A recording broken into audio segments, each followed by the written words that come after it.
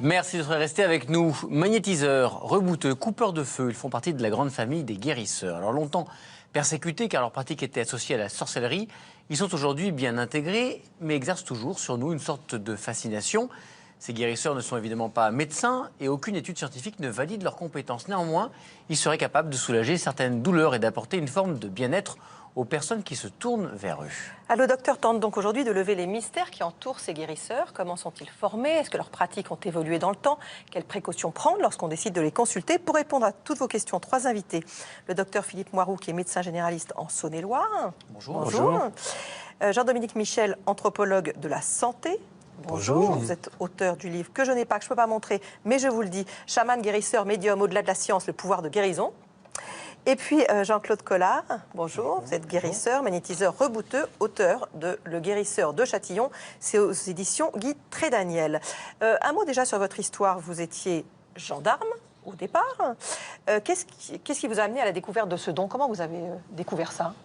Fortuitement, j'ai rencontré une dame à l'île de la Réunion parce que j'étais en déplacement à la gendarmerie à l'île de la Réunion et qui, lors d'une visite de courtoisie, m'a fixé dans les yeux, m'a dit « Mais toi, tu guéris ?»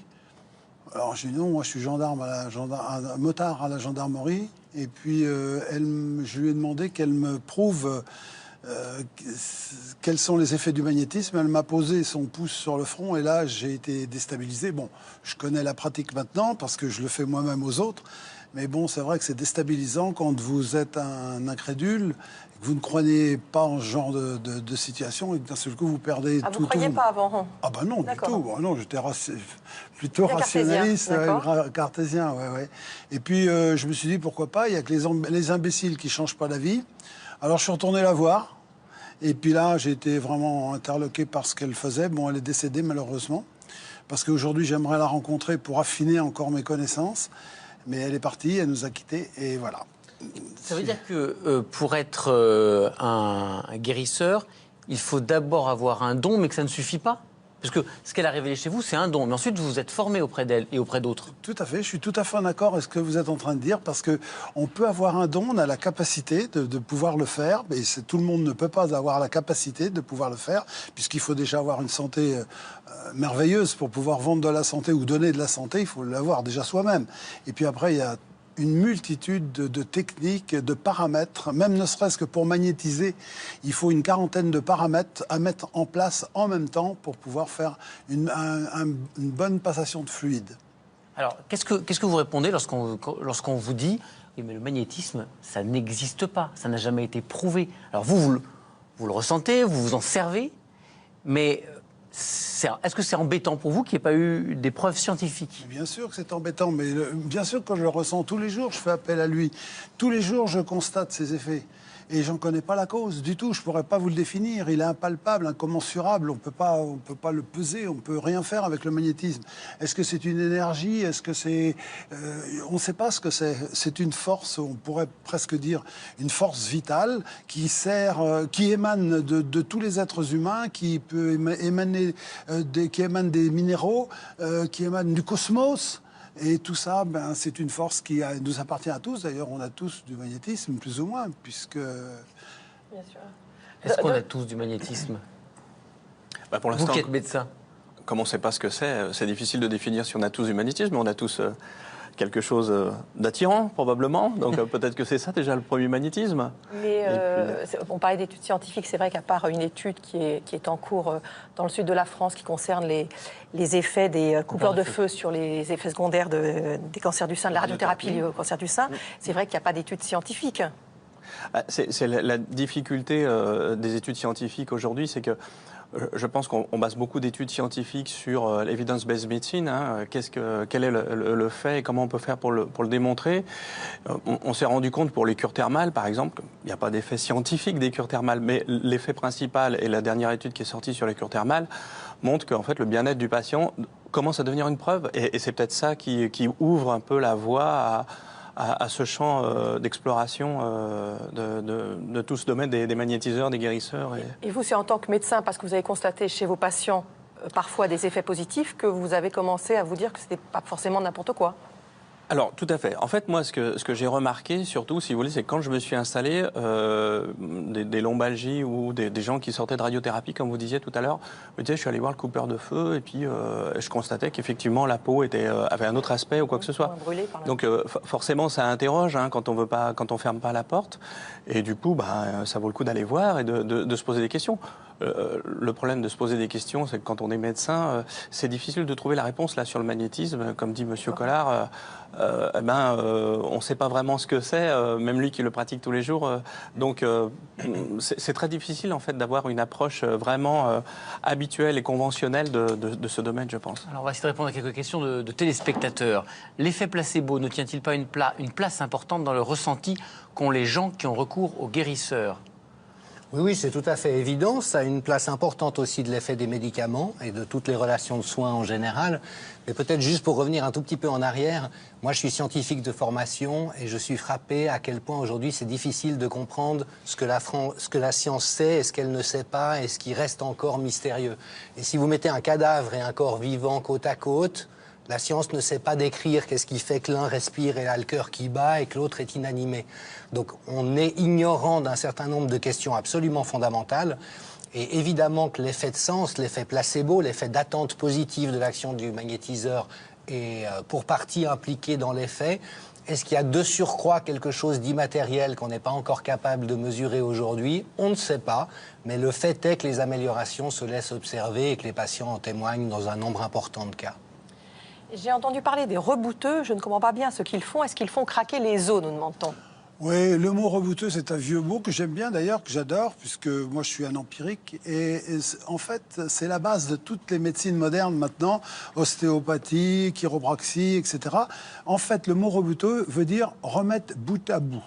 Avant, on remettait les épaules, on remettait les genoux, on remettait dès l'instant où ça se déboîtait. Aujourd'hui, c'est fini et c'est bien que ça soit fini et que les gens passent déjà par les hôpitaux. Bon, souvent, on les revoit après parce que c'est mal fait. Mais là, on travaille plus que sur les ligaments. Séquelles, ouais. Sur les ligaments et muscles. Voilà, mais la mise en place est toujours bien faite. Alors donc, voilà. Donc, on a gardé le nom rebouteux, mais du reboutement pur, on n'en fait plus. C'est fini. Moi, dans une année, si je vois une épaule par an, un genou, voilà. Maintenant, en ce qui concerne des séquelles d'articulation, que ce soit de l'arthrose, que ce soit de l'arthrite, que ce soit de la périarthrite, que ce soit de la coxarthrose, ça désemplit pas. Ça, on a des rendez-vous tous les jours pour ce genre de choses. Je suis suivi par un rhumatologue pour ma lombalgie, mais par curiosité, j'aimerais voir un rebouteux. Dois-je en parler à mon médecin ? Alors là, ça regarde vraiment, c'est du domaine du patient et du contrat qu'il fait avec son médecin, le contrat moral et le contrat de confiance. Moi, il me semble, en tout cas dans mon exercice, et je parle pour moi, les patients savent que j'ai aucune réticence ni aucune appétence, mais aucune réticence en tout cas, et j'aime bien savoir ce qu'ils ont fait. Moi, je mets un petit mot dans le dossier en disant, va voir son magnétiseur ou son rebouteux. Après, au niveau des indications, c'est là où c'est intéressant de se pencher un peu sur ces domaines, parce que quelqu'un qui est suivi par un rhumatologue, aller voir un rebouteux, je vois pas trop ce que va faire le rebouteux, comme disait M. Collard. C'est remettre bout à bout. Vous savez, c'était le Fernand au fond de sa grange qui remettait les épaules dans les campagnes. Il y en a encore un petit peu. Moi, je suis dans le milieu rural et on en trouve encore des gens comme ça. Quand on est suivi par un rhumatologue, aller voir un rebouteux, au sens propre du terme, il n'y a pas d'eau à remettre, il n'y a pas d'articulation, il n'y a pas de choses comme ça, si on leur donnait le pouvoir de le faire. Donc, juste parce qu'il s'agit de l'accord du médecin, quand je parlais tout à l'heure des effets secondaires de la radiothérapie, c'est que ces pratiques, dans beaucoup de domaines, doivent être faites en plus du traitement classique, mais bien évidemment pas à la place. Bien sûr. Soit extrêmement clair. Moi, personnellement, je vois beaucoup de gens qui vont voir les rhumatologues où il n'y a pas eu de résultats et avec lesquels j'ai des résultats. Des échecs aussi, bien sûr, mais aussi beaucoup de résultats. Mais est-ce que ça vous rassure qu'un de vos patients soit passé chez un médecin avant de venir vous voir, pour qu'un diagnostic ait été posé? Mais bien sûr, oui. Parce que là, je sais que je ne pars pas à l'aventure. Tout en sachant, excusez-moi, qu'aujourd'hui, en rhumatologie, il y a à peu près 50% des consultations qui n'ont pas de diagnostic. C'est-à-dire que les gens ont mal, mais ça n'entre pas dans les catégories de maladies qui sont répertoriées. Et donc, il y a une douleur dont on ne connaît pas la cause. Et ça, évidemment, que c'est un terrain privilégié pour les guérisseurs ou les pratiques alternatives de santé. Une question pour vous spécifiquement. Quelle région française compte le plus de guérisseurs et comment l'expliquer? Alors, ce sont évidemment les régions rurales, notamment celles qui ont une forte identité régionale. Parce que, effectivement, pendant longtemps, les méthodes scientifiques n'étaient pas disponibles pour l'essentiel de la population. La médecine était réservée à des classes sociales qui pouvaient se l'offrir. Après, quand elle s'est démocratisée et qu'il y a eu les premiers succès de la médecine, c'est devenu un système dominant qui a même cherché à éradiquer la concurrence de manière totalement fallacieuse, en prétendant notamment que les guérisseurs faisaient de l'exercice illégal de la médecine, alors qu'ils n'ont jamais fait de médecine. Donc il y a eu un système de combat pendant un certain temps. Et aujourd'hui, heureusement, on arrive vers des zones plus apaisées où on sait que ces pratiques sont des pratiques de santé et que la médecine ne prend pas en charge l'entier des besoins de santé de la population. Elle a un rôle essentiel et irremplaçable à jouer à un certain endroit. Et donc, dans des régions qui ont gardé des traditions très vivaces, en lien souvent avec des héritages spirituels ou religieux, il y a encore une proximité ou une familiarité avec cet univers. Dans les autres endroits, comme en milieu urbain, les gens y retournent, mais en ayant perdu le contact pendant un certain nombre de générations. Alors, le meilleur terreau, c'est la Bretagne. La Bretagne. C'était les druides? Peut-être. Juste, l'anthropologue que vous êtes, mais où la limite entre le charlatanisme et les guérisseurs? Le curseur, il est où? Alors je dirais qu'il est assez bien défini par le code pénal. Ce qui est réellement problématique, c'est l'abus de détresse et c'est l'emprise. En dehors de ça, je veux dire, la médecine a été très charlatane et elle l'est encore aujourd'hui. Vous connaissez les sorties des professeurs Debré et Evin sur les médicaments. Il semble que 80% des médicaments sur le marché n'ont pas les effets que les laboratoires prétendent et ne répondent pas à la méthodologie scientifique. Donc il y a beaucoup de charlatanerie aussi dans le monde biomédical. Après, pour moi, qu'un guérisseur un peu farfelu fasse miroiter une espérance chez quelqu'un qui est déçu au bout du compte, c'est pas très grave. Ce qui est beaucoup plus problématique, c'est l'abus de détresse, c'est l'exploitation. Et ça aussi, on le retrouve dans différents milieux. Donc c'est vraiment cette catégorie-là qui doit être gardée à l'esprit, parce que là, on est dans des phénomènes très préoccupants. Les méthodes des guérisseurs sont très différentes d'une région à l'autre? Ah oui, moi je peux dire que je parcours une partie du monde, et même de la planète, pour aller rencontrer des guérisseurs, et je rencontre jamais les mêmes choses, jamais les mêmes approches. Mais ce que je peux dire, il y a un dénominateur commun chez tous les guérisseurs, c'est l'amour de l'autre. Les gars, ils donnent leur tripes. Et ça, c'est clair, c'est ce qu'on retrouve partout. Bon, chez un, on prie, chez l'autre, on chante, on parle des chamans, hein. Chez l'autre, on fait de la fumée dans les cheveux, chez l'autre, on fait... Mais c'est toujours avec amour que ça fait. Et c'est ça qui est bien. Certaines personnes sont-elles plus sensibles au magnétisme que d'autres, Benoît? Eh bien, loin le temps où les guérisseurs se cachaient au fond des campagnes pour officier. Aujourd'hui, ils sont présents sur Internet et en pignon sur rue dans la capitale. Nikita Matras et Vincent Barral sont allés à la rencontre d'un magnétiseur en plein cœur de Paris. Monsieur Tassini, bonjour. Bonjour, vous allez bien? Très bien. Comment allez-vous? Bon, je suis un peu bloqué encore, si vous voulez, mais j'ai plus de perte d'équilibre. Vous voyez, je peux rester comme ça sur un pied ou sur l'autre. D'accord. Un matin, je me suis réveillé et j'ai failli tomber dans le couloir. Il a fallu que je tienne le mur à deux mains. J'avais un équilibre vraiment complètement perturbé. Ça ne m'arrive jamais. J'ai pensé bien sûr à un incident cérébral. Ça arrive à beaucoup de gens maintenant. Des vertiges mystérieux que les IRM et les scanners cérébraux ne parviennent pas à expliquer. Alors après avoir consulté son médecin, Raymond a décidé de faire appel à un guérisseur. Il suit aujourd'hui sa deuxième séance. Dans le cou, je ressens un peu comme si j'avais des vertiges, si vous voulez. Ça me bouge un peu, hein. C'est parfait, c'est du changement. Yuri Gardoni pratique ce que l'on appelle le magnétisme. Donc avec mes mains, j'arrive à capter l'énergie de monsieur, ce qui me permet de donner cette énergie, ce magnétisme, qui permet d'atténuer les douleurs. J'arrive à trouver les zones perturbées, où il a mal, avec un léger picotement, chaleur ou fraîcheur. Ça me crée des vibrations, vous voyez, au moment où il est en train de soigner, là. Ça me crée des vibrations et ça me fait un peu bouger la tête, vous voyez, comme si j'avais des tremblements alors que j'en ai pas habituellement. Parfait, si vous voulez bien, on va aller se mettre sur la table. Yuri réalise des passes, des mouvements codifiés qui permettraient de faire circuler l'énergie dans le corps. À la première passe, on tonifie, on régénère de façon linéaire et on repasse sur ce tracé pour en effet faire des passes circulaires qui permettent de lisser cette énergie. C'est cette réharmonisation des énergies qui serait capable de soulager les douleurs. Je peux me relever. Tout à fait, vous pouvez. Allez-y. Je me sens beaucoup plus détendu qu'en arrivant. Et j'étais vraiment bloqué derrière, sans douleur, mais bloqué quand même. Et là, je suis complètement libre. Victoria, elle, souffre de brûlures d'estomac chroniques. Donc là, on tonifie, on régénère, on harmonise tout le système digestif. Chaque passe a une fonction précise. Avec ce geste, je reconnecte le foie au cerveau. En fait, le cerveau, après, va sécréter des hormones de rétablissement qui vont permettre au foie d'activer, de reprendre son schéma normal. À ce jour, aucune étude scientifique ne démontre les effets du magnétisme, mais ceux qui y ont recours y trouvent souvent leur compte.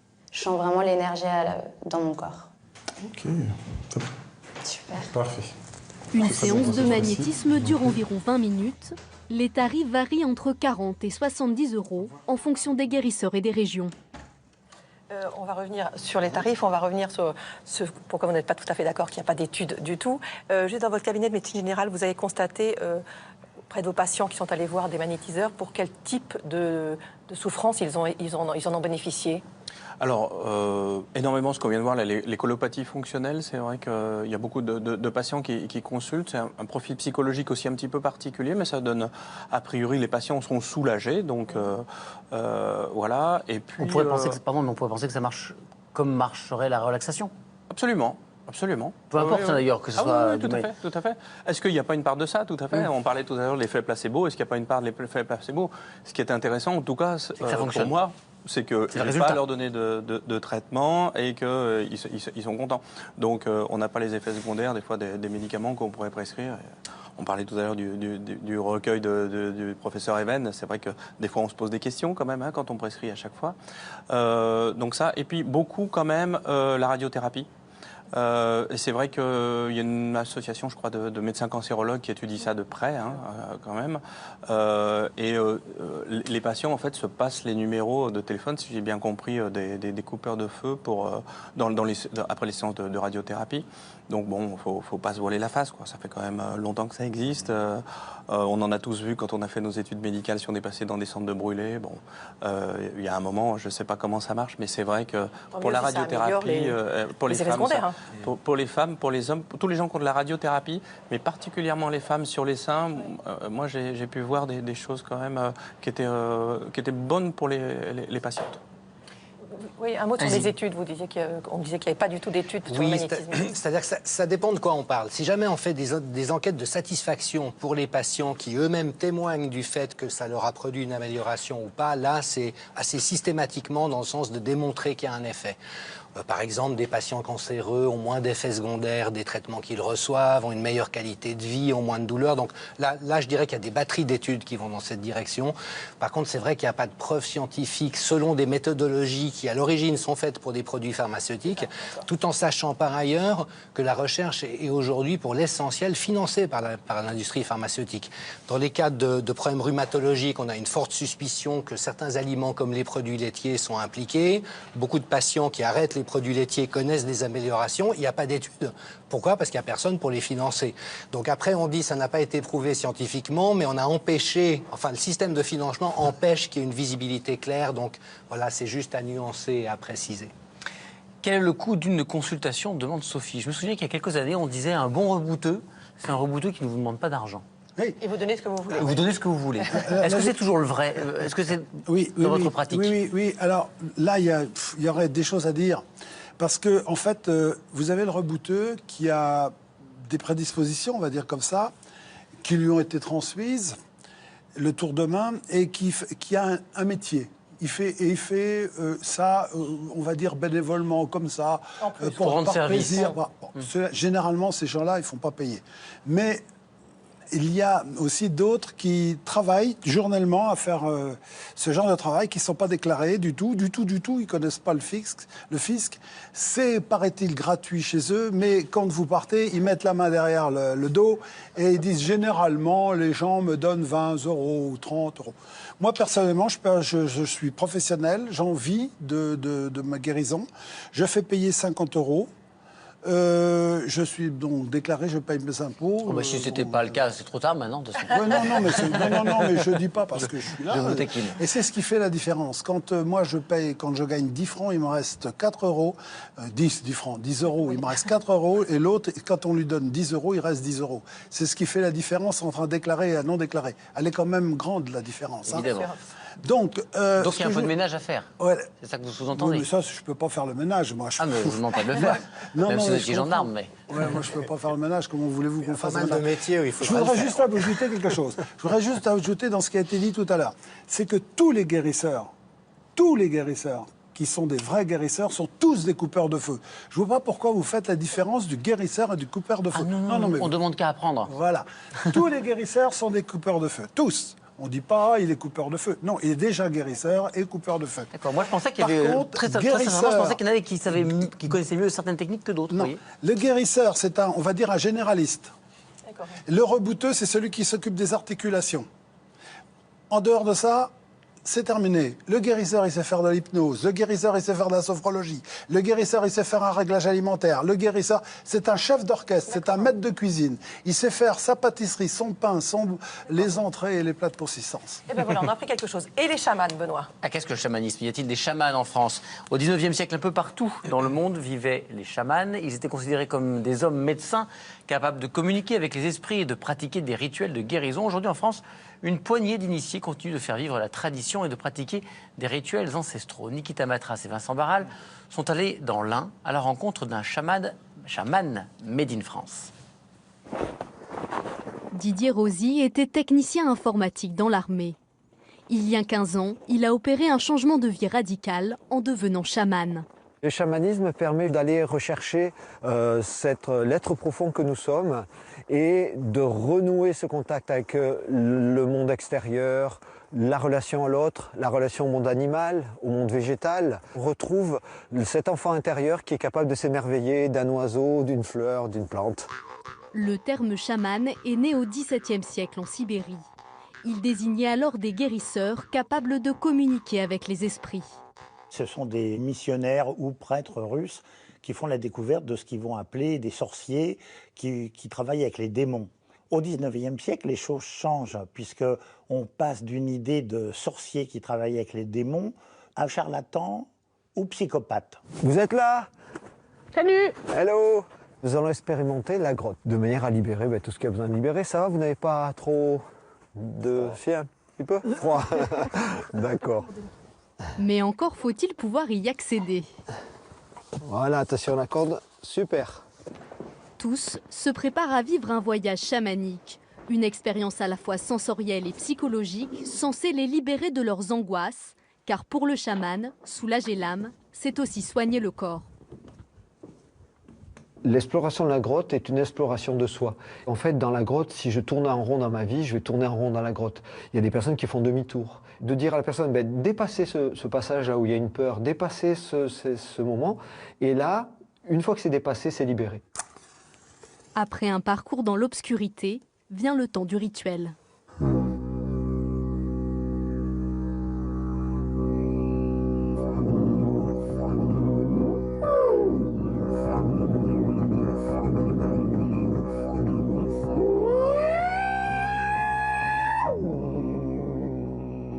La musique est vraisemblablement primordiale.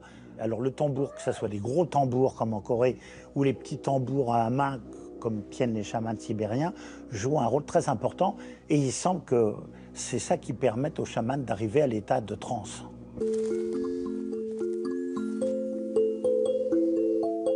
On a tous un rythme dans notre vie et c'est parce que nous ne sommes pas sur notre rythme, nous ne sommes plus sur notre rythme, qu'à ce moment-là, du coup, la maladie peut intervenir. Et à partir du moment où on se remet par le rituel dans notre rythme ou dans le rythme des éléments autour de nous, du coup, on se réaligne par rapport à ça. Après plusieurs heures passées dans la grotte, l'expérience prend fin. Chacun l'a vécu à sa façon. J'ai senti que je faisais une introspection sur ma vie passée, ma vie actuelle et ma vie future. La grotte m'a permis de plus avoir peur du noir et de plus avoir le vertige. Je peux me tenir au bord et j'ai pas peur. En France, la pratique du chamanisme est anecdotique, mais dans certains pays comme la Corée du Sud ou le Pérou, il s'agit d'une forme de médecine à part entière. Alors qu'on a l'impression qu'en France, c'est assez à part le chamanisme. Oui, il n'y a pas vraiment de chamanisme en France, c'est du néo-chamanisme, c'est un syncrétisme, c'est une création. C'est vrai que le chamanisme, c'est une espèce de religion naturelle, de relation avec l'univers et la nature qu'on trouve partout à travers l'espace et le temps. Chez nous, il y a des religions institutionnelles qui sont arrivées, mais il y a quand même une certaine nostalgie de nous sentir inscrits dans la nature et en lien avec des forces. Et donc, un certain nombre de contemporains vont dans cette direction, mais c'est une recréation. Alors, Benoît ? Voilà, Monsieur Collard a proposé de me faire ressentir le magnétisme, c'est ça? Alors, je mets mes mains comme ça. Donc, vous essayez de jouer le jeu. Il est possible que ça ne fonctionne pas, mais c'est rare quand ça fonctionne pas. Je vous promets de jouer le jeu. Je ferme les yeux? Non, on ne se touche pas. D'accord. Et maintenant, déjà, ça y est, vous sentez des fourmis dans les mains. Honnêtement. Honnêtement, oui. Vous sentez? Oui. Maintenant, je m'écarte. Vous sentez toujours? Non. Je reviens. Que d'un côté. Voilà, je ne vous touche pas. Donc, et elles reviennent. Ah, elles reviennent. Donc voilà, si vous voulez, le temps, souvent on nous reproche le temps de consultation chez nous. Le problème, c'est que vous avez des magnétiseurs qui peuvent développer du 110 volts, et puis il y a des magnétiseurs comme moi qui peuvent développer du 380 volts. Donc il est bien évident qu'une consultation chez moi, ça dure exactement 7 minutes. Et en 7 minutes, j'ai réglé le problème. Alors souvent, on me reproche... 10 000 volts. Souvent, on me reproche d'être trop rapide, mais je ne suis pas rapide du tout. Ce qui compte, c'est d'envoyer la charge. Très bien, merci infiniment à tous les trois. Merci. Je rappelle votre livre, Le Guérisseur de Châtillon, chez Guy Trédaniel. Merci beaucoup. Demain, on verra quel sport faire pour protéger ou rééduquer son cœur. À demain. À demain. Merci.